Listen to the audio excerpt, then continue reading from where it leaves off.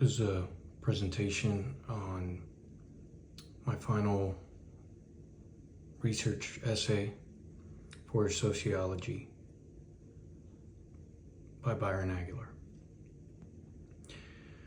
I'm very glad that I was assigned this project. I'm also very glad that I was able to get more in touch with, even with my own beginnings, with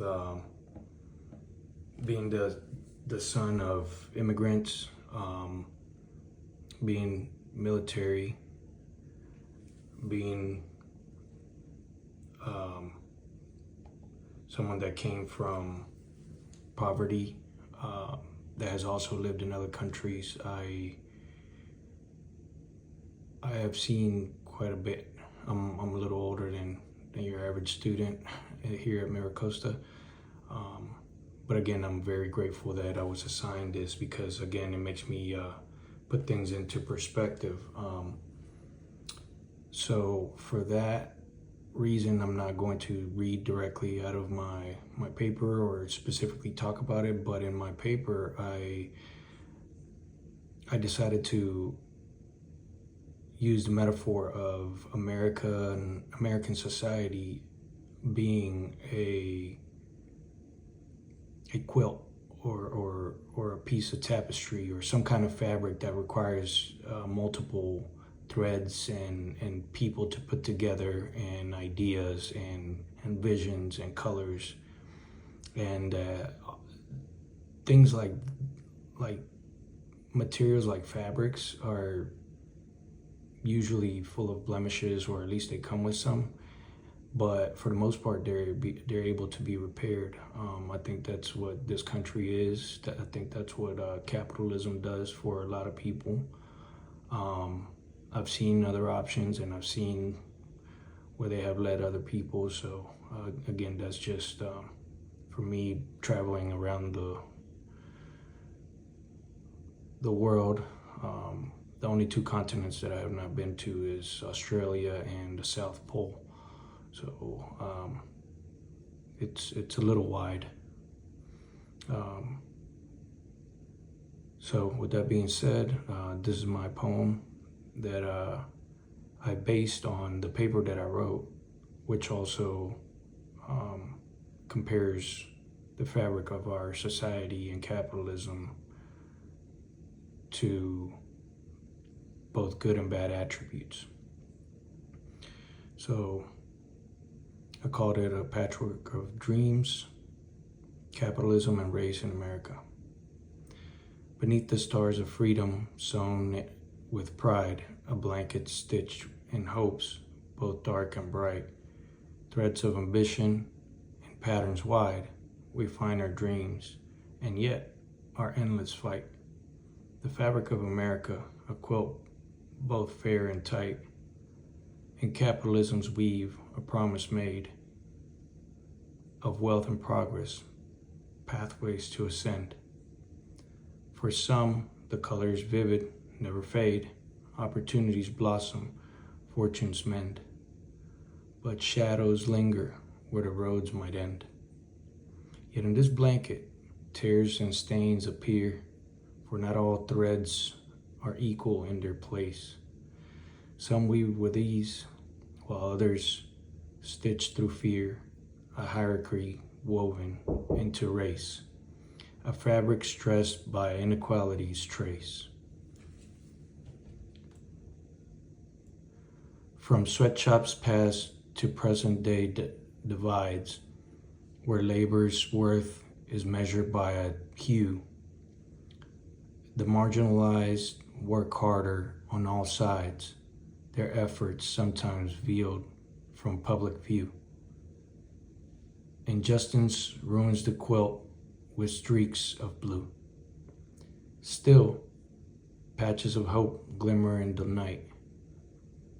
Resistance grows, demanding equity. United threads entwine, pursue the light to mend the rips and fray with unity, a blanket strong and just for all to see.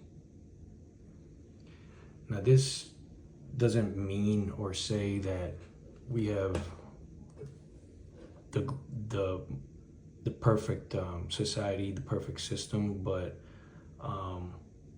through work and education, such as this sociology class, we can get together and figure out what patches need to be made, what new threads need to be added, what parts are weak and what parts can be strengthened.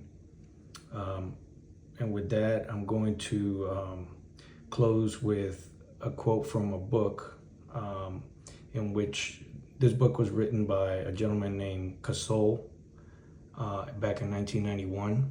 He went around the country from big cities, small cities, countrysides, all over the country, from Chicago to DC.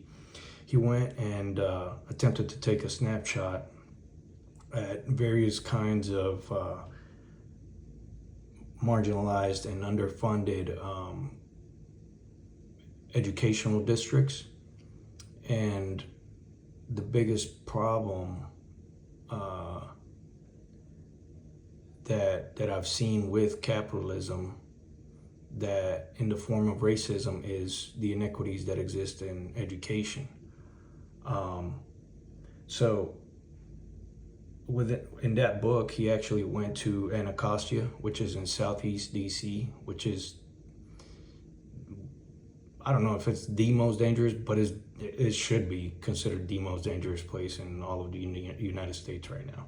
And it's been like that since the 80s, probably longer. And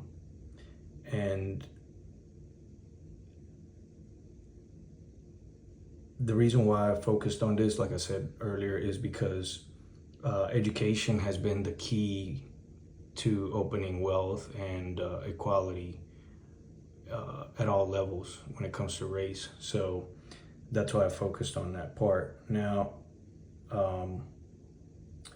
Mr. Casol interviewed a principal, and the principal of an elementary school in Anacostia. And I guess the quote that impacted me the most is where the principal says, Mr. Casol says, in remembering the principal, he says, the principal speaks of generations of black children lost to bitterness and failure. He seems worn down by sorrow and by anger and defeat. He has been the principal since 1959, and this was in 1991 that he published it. So he has had that principal in that elementary school in DC, which is the capital of our nation,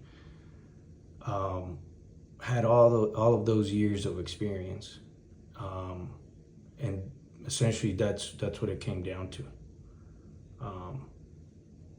Just bitterness and failure, underfunding, defeat equates to a myriad of following problems, a myriad of ripple effects that come in negative ways, like incarceration,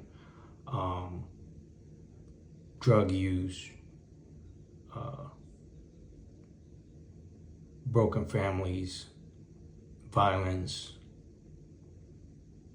ignorance, and that's not just within the black community. That's amongst all the marginalized communities in the United States. But in this case, in DC, being that it's mostly black, that's what they were seeing. That's what I've seen. Again, that's my home area. So thank you for assigning this